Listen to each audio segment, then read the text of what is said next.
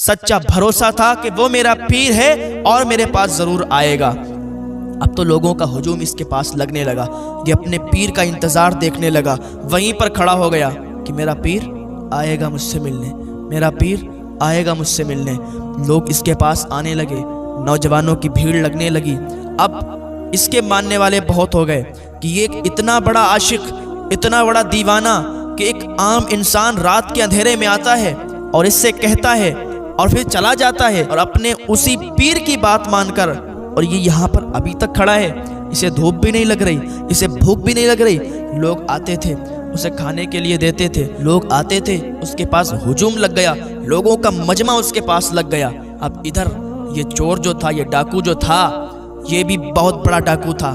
اس نے ایک منصوبہ بنایا، اپنی پوری گینگ کو لیا، اس کی بھی بہت بڑی گینگ تھی، پوری گینگ کو لیا۔ لینے کے بعد اس نے ایک منصوبہ بنایا کہ سنو، بغداد کے اندر ایک ایسا محل ہے کہ اس کے اندر سونا چاندی ہیرے جواہرات کا ٹھکانہ نہیں ہے، بہت مال ہے۔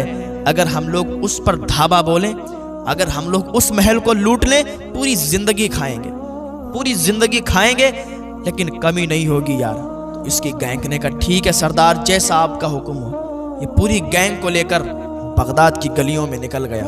اب بغداد کی گلیوں سے نکل کر یہ اسی محل پہ پہنچا، اسی گھر کے پاس پہنچا جس کو لوٹنے والا تھا۔ لوگ آتے جاتے تھے، لوگوں سے پوچھا مجھے یہ بتاؤ یہ کس کا محل ہے، یہ کس کا گھر ہے، بہت عالی شان ہے۔ کہ تمہیں معلوم نہیں ہے کس کا ہے؟ شہنشاہ بغداد حضور عبد القادر جیلانی غوث اعظم کا یہ گھر ہے۔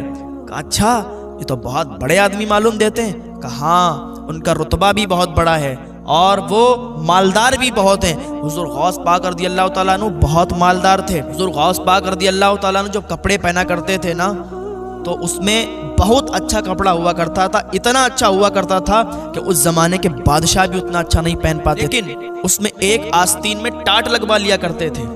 لوگوں نے پوچھا حضور اتنا اچھا کپڑا آپ پہنتے ہیں، اس میں ٹاٹ کیوں سلوا لیتے ہیں؟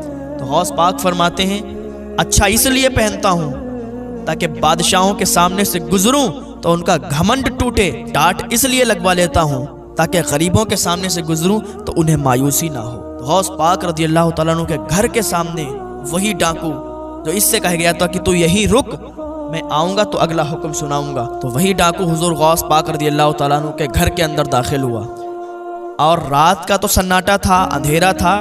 گھر کے اندر داخل ہوا تو وہ ہاتھوں سے دیکھنے لگا کہ کہاں پر مال و دولت ہے، کہاں پر سونا چاندی ہے۔ تو ہاتھ میں کوڑا کرکٹ آ رہا تو اس کو سمیٹتا تھا اور بورے میں ڈال لیتا تھا، سوچتا تھا کہ یہاں تو کوڑا کرکٹ میں بھی سونا چاندی نکلے گا، یہاں تو کوڑا کرکٹ میں بھی مال و دولت نکلے گا، کیونکہ اتنا بڑا گھر ہے، اتنا بڑا، اتنا عالی شان محل ہے۔ تھوڑی دیر اسی طریقے سے یہ کرتا رہا، اکٹھا کرتا رہا، اور اتنے میں کیا دیکھتا ہے کہ کچھ لوگوں کے پیروں کی آہٹ اسے سنائی دی۔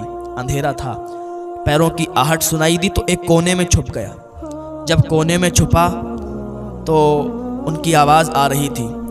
عبد القادر جیلانی کے پاس وہ لوگ آئے اور کہا حضور ہمارے یہاں کا ابدال جو ہے وہ وصال کر گیا، ابدال نہیں رہا ہمارے یہاں کا، آپ ابدال کو بھیجئے، ابدال کی ضرورت ہے۔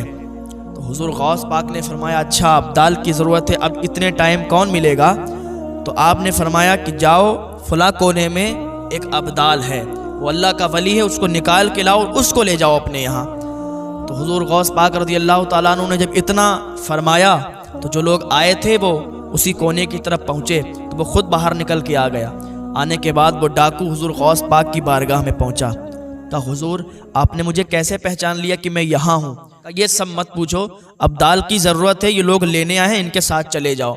کہا حضور آپ کی بڑی کرم نوازی، میں تو ڈاکو ہوں، میں ان کے ساتھ کیسے جا سکتا ہوں حضور؟ میں تو آپ کے گھر میں ڈاکہ ڈالنے کے لیے آیا تھا۔ تو حضور غوث پاک فرماتے ڈاکہ تب ڈالنے کے لیے آیا تھا پر اب تو اللہ کا ولی ہو چکا ہے۔ جب اتنا فرمایا تھا تو وہ شاعر کہتا ہے نگاہ ولی میں وہ تاثیر دیکھی، بدلتی ہزاروں کی تقدیر دیکھی، کہ اب جا، اب تو ابدال بن چکا ہے، تو اللہ کا ولی بن چکا ہے۔ حضور یہ سب آپ کی کرم نوازیاں، ان لوگوں کے ساتھ وہ ڈاکو چلا گیا، وہ ابدال بن چکا تھا، اللہ کا ولی بن چکا تھا۔